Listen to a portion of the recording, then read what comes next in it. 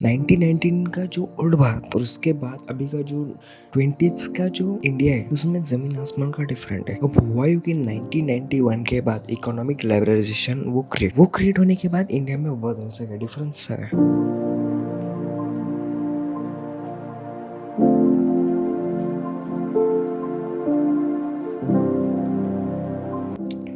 उस टाइम पे हुआ था गैट करा सेकेंड वर्ल्ड वॉर हुई थी। उस टाइम पे गैट करा स्टार्ट हुआ था। उस टाइम पे जब सेकेंड वर्ल्ड चल रही थी उस टाइम पे ये गैट करा हुआ था। जब सेकेंड वर्ल्ड वॉर हो रही थी and at the national level जो मर्चेंट थे the tax policies we are accepted कर दी थी। सभी पे डिस्कशन करने के लिए एक मीटिंग बुलाई थी क्यूबा में 56 नेशंस 56 कंट्रीज की मीटिंग हुई। इस मीटिंग में हुआ कि इंटरनेशनल जो मर्चेंट थे उनकी जो problem decided to establish a permanent international trade organization in India. उसके बाद 1947 में जिनेवा कॉन्फ्रेंस हुई थी, उसमें एग्रीमेंट हुआ। अब उसको नाम दिया गया गैट एग्रीमेंट में हुआ। 1947 में गेनवा कॉन्फ्रेंस हुई। 1947 में गेनवा कॉन्फ्रेंस हुई थी, उसमें गैट एग्रीमेंट हुआ।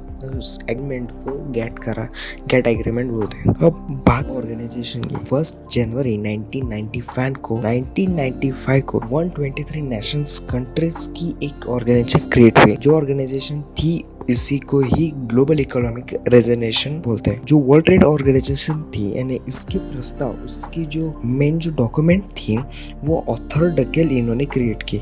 इंडिया ने प्रोजेक्ट में इकोनॉमिक डेवलपमेंट ज्यादा लोड लिया। इंडिया ने इस प्रोजेक्ट में ज्यादा लोड लिया, इसलिए उस टाइम के जो प्राइम मिनिस्टर है पीवी नरसिंह राव, फाइनेंस मिनिस्टर मनमोहन सिंह, इन्होंने इस डेवलपमेंट में अहम भूमिका निभाई। और ये जो वर्क था और बढ़ाने के लिए अटल बिहारी वाजपेयी ने बहुत बड़ी मेहनत की। अटल बिहारी वाजपेयी के बाद जो प्राइम मिनिस्टर हुए वो है मनमोहन सिंह। इन्होंने इस वर्क को करने के लिए बहुत बड़ी मेहनत करी और बहुत बड़ी मशक्कत भी करी। फिर 2006 में direct investment reduction in the population below and the property line in child deaths and during water swags, इन सभी चीजों की डिमांड बढ़ने लगी। 2006 के बाद इंडिया में चेंजेस इन वेरियस सेक्टर बदलने लगे। फिर विलेजेस में प्रोजेक्ट्स और डेवलप होने लगे और फर्स्ट टाइम में इंडिया में प्रधानमंत्री